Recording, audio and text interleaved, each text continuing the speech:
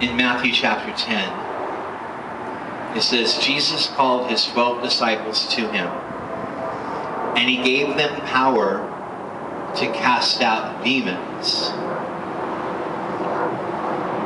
and heal all manners of sickness. And I just read that, and the same thing always runs through my head when I read that scripture. Tonight I'm working off a set list, and I have an order of how I want to do things. Now, sometimes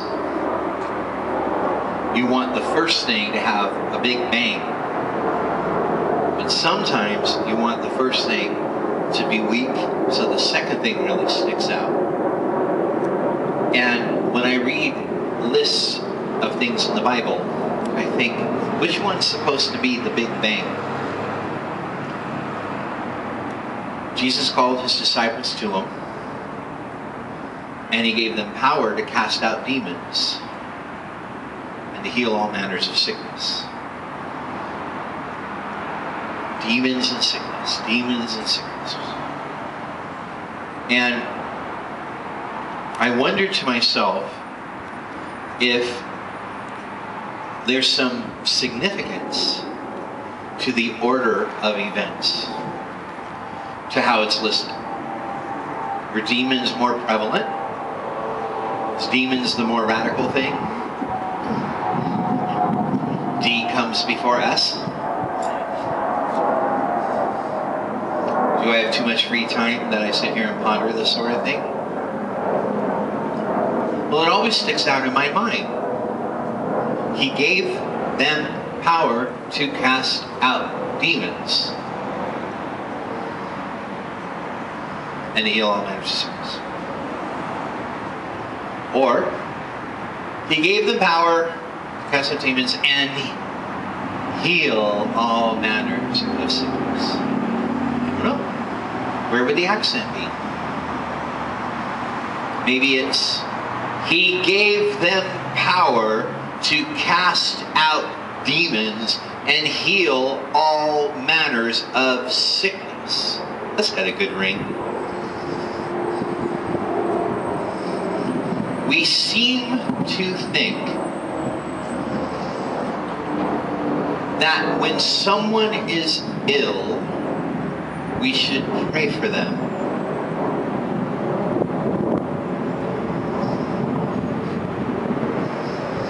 Okay, I'm game. Especially if I'm sick, please pray for me.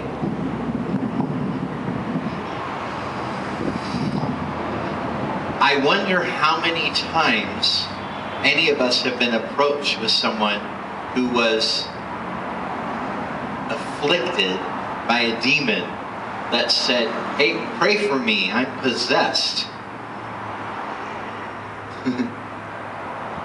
Is that how it sounded?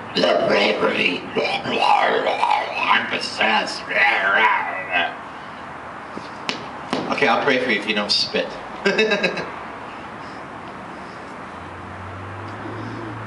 Well, let's flip it, shall we?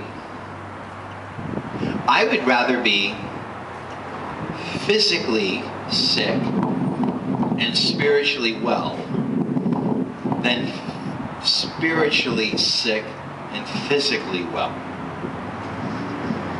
So how come the emergency rooms are so filled with people trying to get well, but we don't see people lined up for their spiritual healing? Well, sometimes we do. On television, they're lined up for their spiritual healing.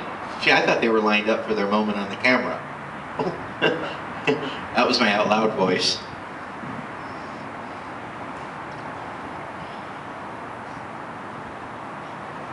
How come they're only lined up on TV and in certain fringe churches that we're warned not to go to?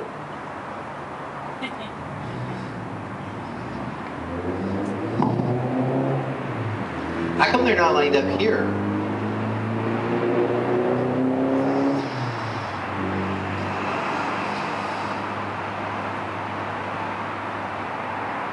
there's just about nothing that ails our bodies that we don't try to find a remedy for. Any pain or burn or blemish or itch is unacceptable. And there is a treatment, a home remedy, an ointment for just about everything.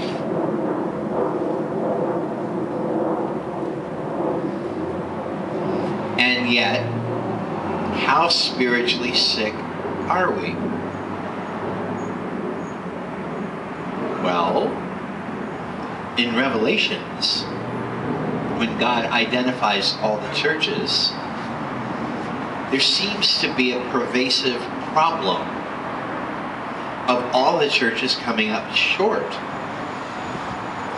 Well, Paul addressed this when he said, they're sleeping among you, meaning the dead among you, because people are spiritually sick. They're sinning, or they're oppressed. They're not getting their spiritual needs met,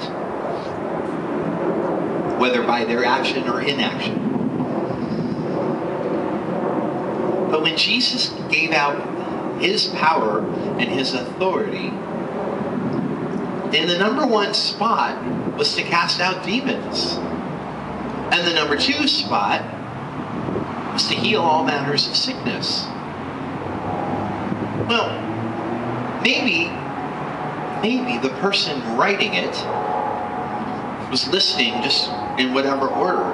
But God, who is sovereign, totally knew how people were going to be. So he made sure that he didn't have it say first that Jesus gave them power and authority to heal all manners of sickness.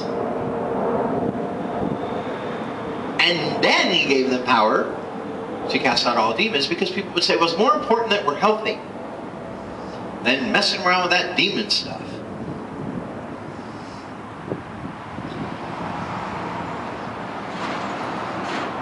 I'm grateful for the people that write me and hate me and tell me about it, because they're equal opportunity haters. They tell me I have a demon, and they hope that I'm going to die. So they've taken care of both my spiritual well-being and my physical well-being in their love letters. But when they wake up with a boil on their fanny, they wonder, how the hell did that get there? And they answered the question, how the hell that got there. Because it's a spiritual sickness to point out the spiritual sickness in others and not recognize one in yourself. But even better than that, it is a spiritual sickness and a sin to point out the sickness in others and not reach out and try to heal them. So when Jesus sent out his disciples, he gave them power and authority to heal people's spirits as well as their bodies. I think it's terrible that when this passage of Scripture is taught, the emphasis is on the healing of the body and the soul. Oops, I just changed the order. What bothers me is what I said is true. That Jesus gave them power and authority to heal people's spirits.